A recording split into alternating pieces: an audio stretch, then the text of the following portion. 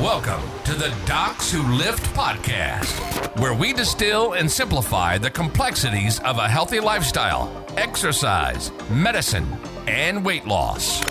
We're excited to bring you a podcast that's a prescription for clinical practice, scientific recommendations, and just real life. This is the Docs Who Lift podcast. Hey, and welcome back to the Docs Who Lift podcast. I'm your host, Dr. Spencer Nadolsky. I got my co-host, Dr. Karl Nadolsky Jr. Hey. And we're going to go over the myths of a GLP-1 treatment. Again, we don't make money from big pharma. Or Inkertons, Twinkretins, GIP. Triple Gs, whatever. We'll see what comes down the pipeline. We'll see what comes down. But we wanted to go over some of the myths because we just, we see other influencers posting just absolute nonsense about this.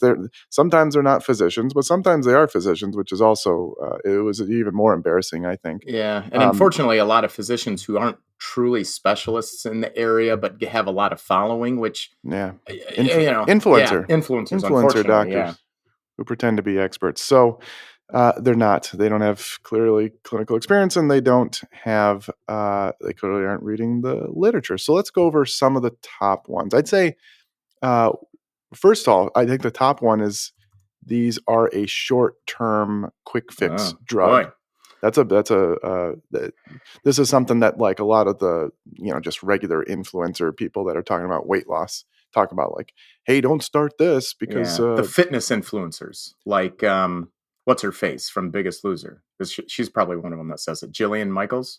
Yeah. Doesn't she say this kind of thing? Like, don't start it. But I'm thinking about even like the micro influencers that aren't huge celebrities. I'd say like just you see them. I get tagged in those pretty much daily about someone's like, these aren't, if you start them and you see them, the headlines also like New York Times and some of these other media, they're like, well, if you take these, and you stop them, you're going to regain your weight. It's like, okay. So first of all, is obesity a chronic disease or not? Well, we had a podcast on that once at the beginning of our podcast year last year. Yeah. And it is a chronic, progressive, relapsing disease, and our biology works against us. We talked about it in the genetic episode a few weeks ago. Everyone has a different foundation of genetics. We live in an obesogenic environment. Yes, we need to work on that stuff. Some people absolutely can fix some of the issues in their lifestyle, behavioral stuff, dietary things, lose weight and be able to maintain that. We know there are ways to help with maintaining weight loss.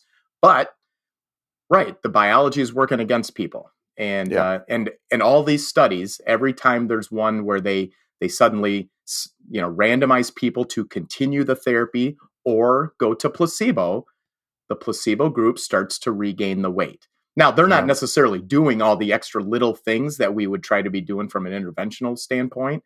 And, we could debate all day long about other methods and medicinal ways to help with the weight maintenance. But, we're not, once you stop the medicine, you're not treating that part of the biology that's working against people.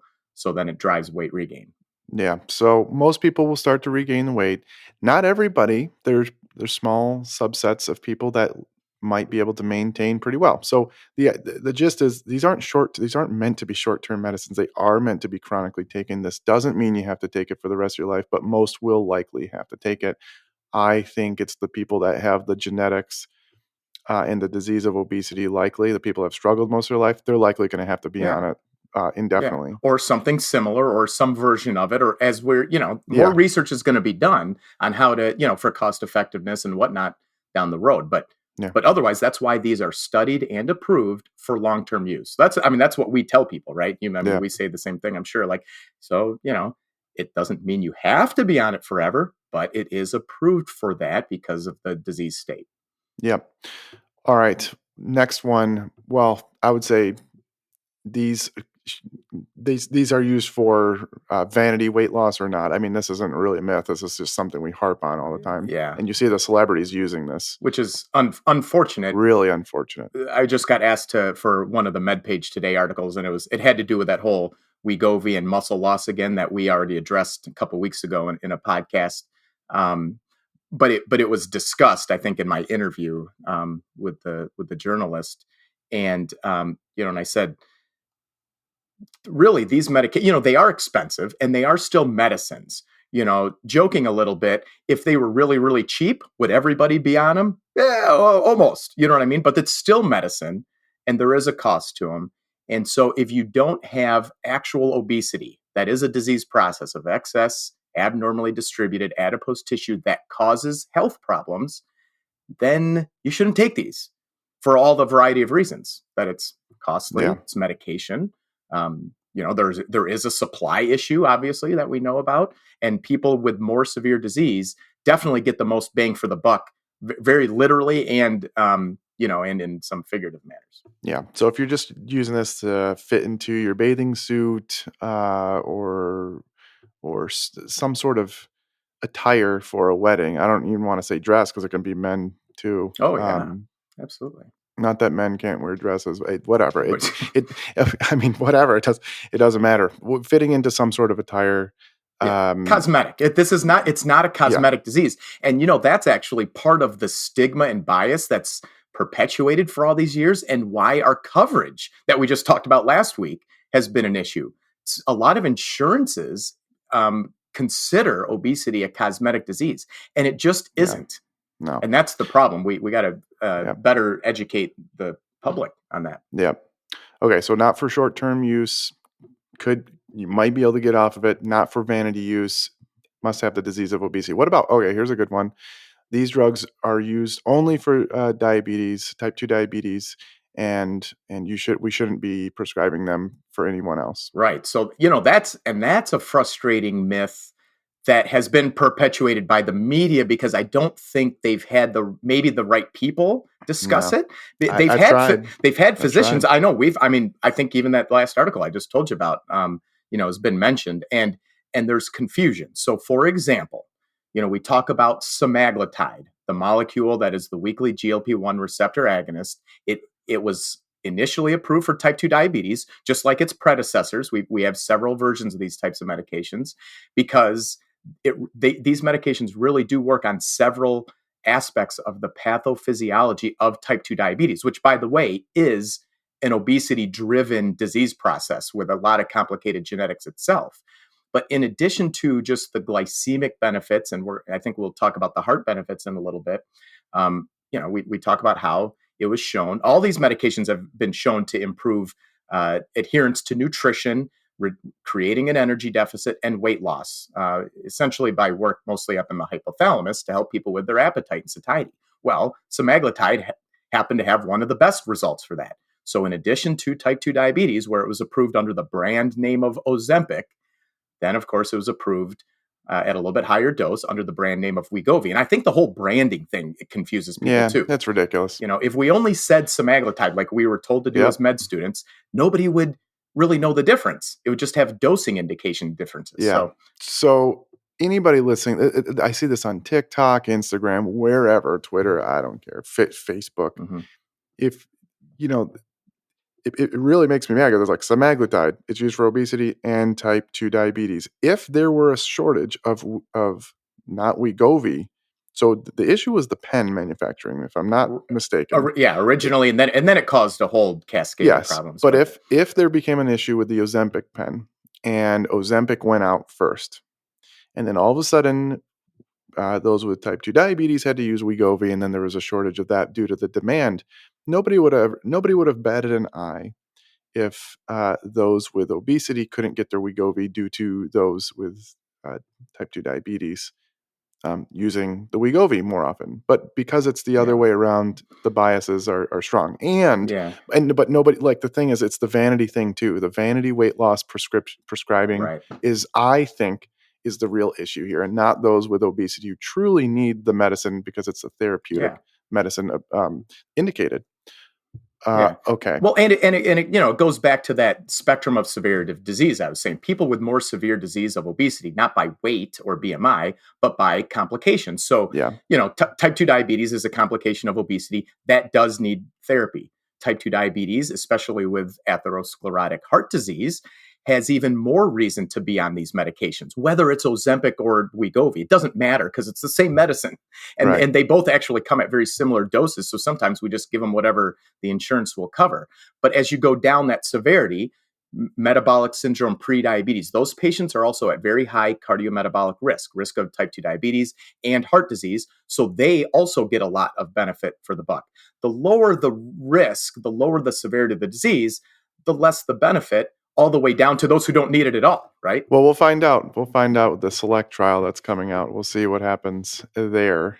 But I think you it mean goes for the down. Cardiovascular benefit. Yeah, cardiovascular benefit and those that aren't as high but risk. you know what? I think they don't have type 2 diabetes in that trial, but they have very high cardiovascular risk. Yeah. But so we'll see. I would expect benefit just like we saw. I think so. in the technically the Ozempic trial in type 2 diabetes and mostly cardiovascular disease. Yeah, I think that the whole branding thing is ridiculous. It is. Honestly, and it'll be interesting to see what happens to Mounjaro tirzepatide when it gets approved for obesity. Are they going to use the same pen? Are they going to use a different name? Is it going to be all the same problems? I wish Novo. I know you don't care about us, and unless you want to give us money, but you want to give us some money? I wish you guys would have kept the same pen. I know the pen's great. The Ozempic pen is way better, by the way. Yeah, I think from a clinician perspective, although I've had some patients prefer the other one, so I don't know.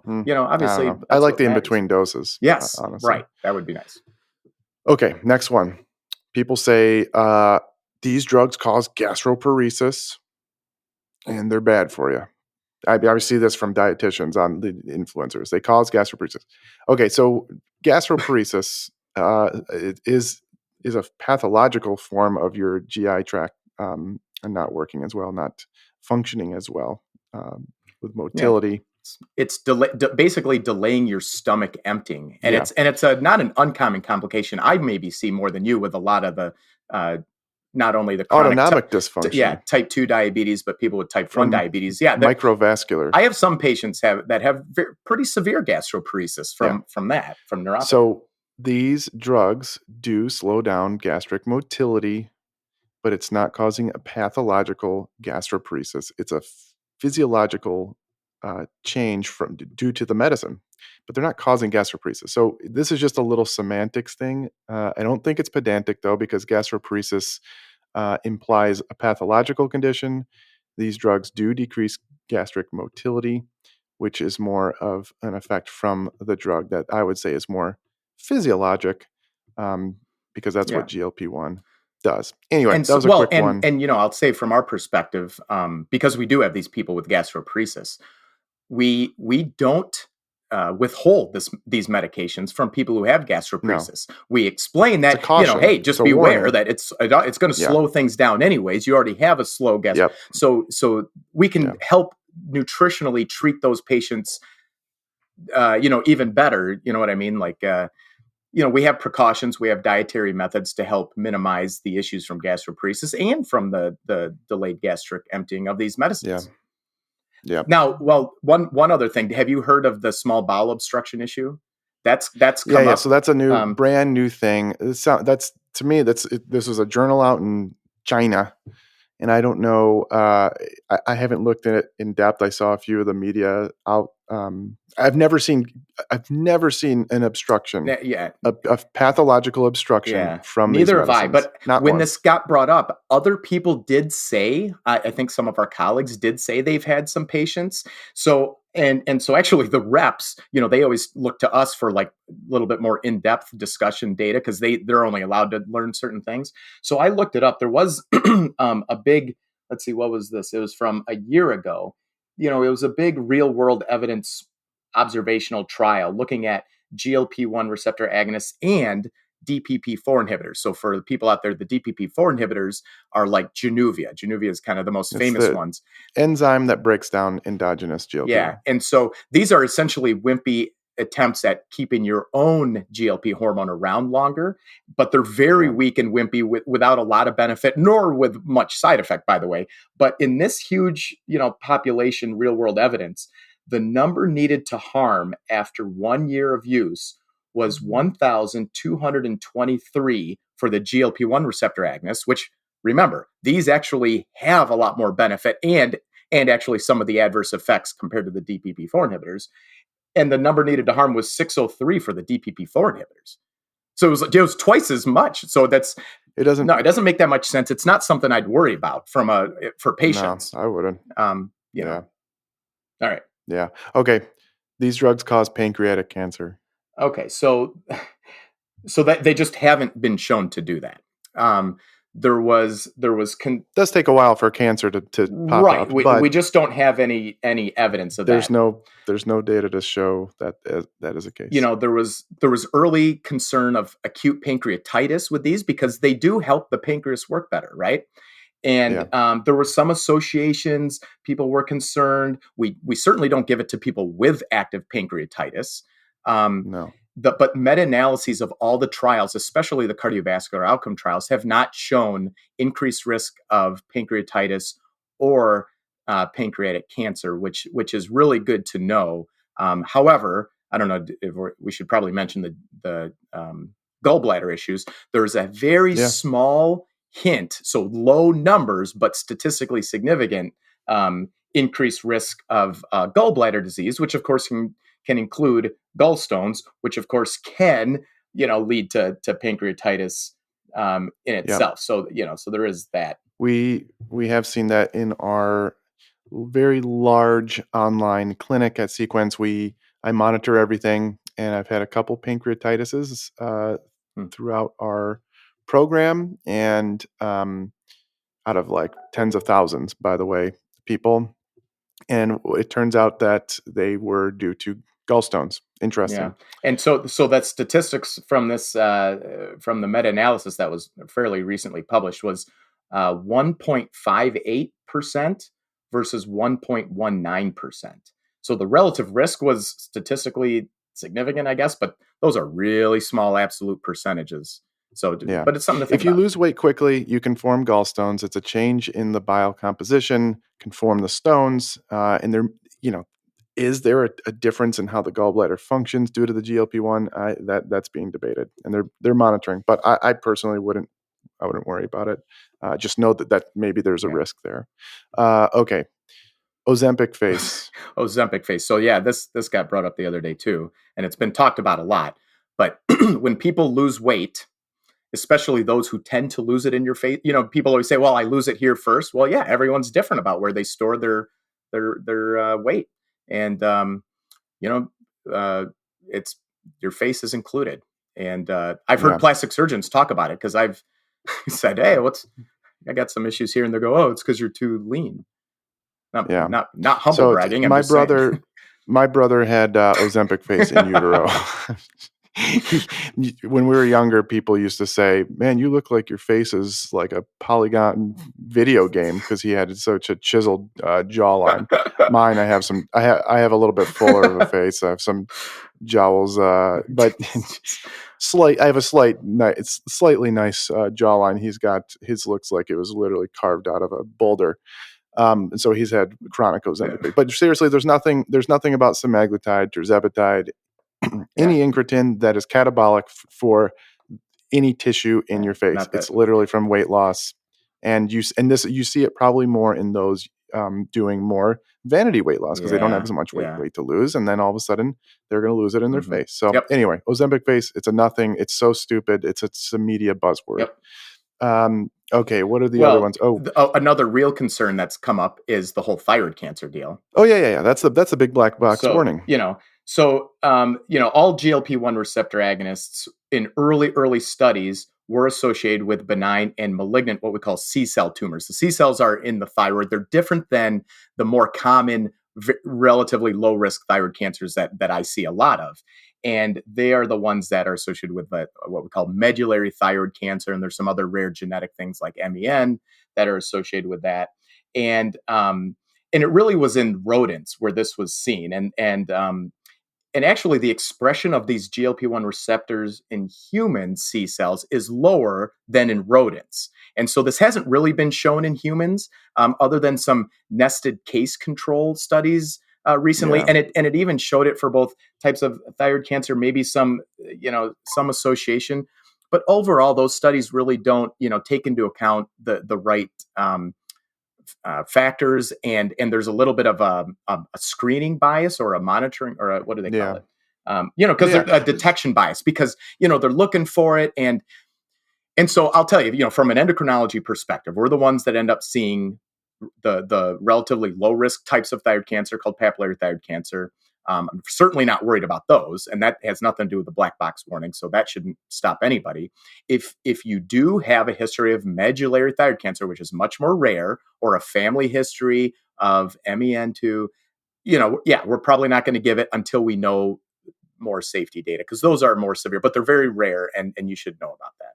But otherwise, I'm not worried about it. Rodents have the GLP-1 receptors on their C cells in their thyroid. Humans either do not, or it's very low expression, as my brother said. And they'll keep monitoring. I think when I get patients, they read those black box warnings. If they get any hoarseness at all, or even they'll start feeling their thyroid more, and they'll go and get screened more. And this means you're going to find more stuff. I don't think it's actually causing it, but I don't know. And so with that said, if we started screening for thyroid cancer more, which is why we don't just do it, find it. We start to find incidental low risk thyroid cancers, and that's happened in other parts of the world, and nothing bad happens from those other than over treatment. So just beware. That's why we don't just start looking for stuff all the time. Anyways. Has to do with our podcast on over testing and everything.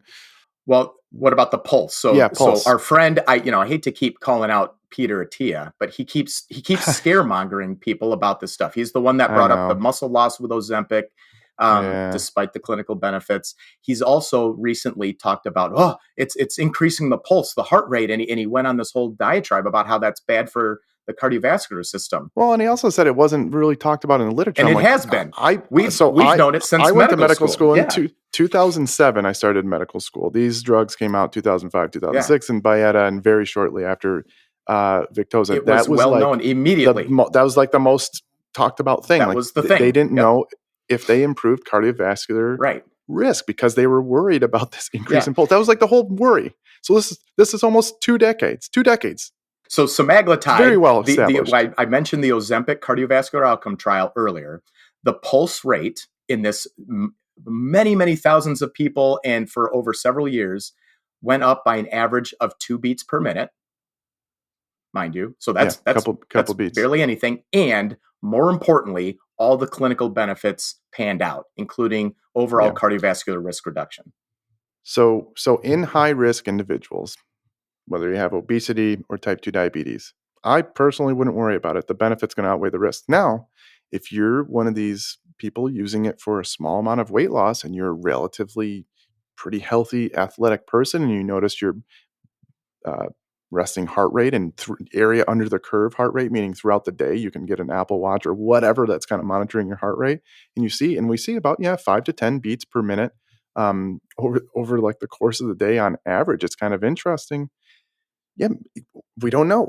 These drugs haven't been studied in this population. So is that risk not worth the small little benefit of a little bit of weight loss?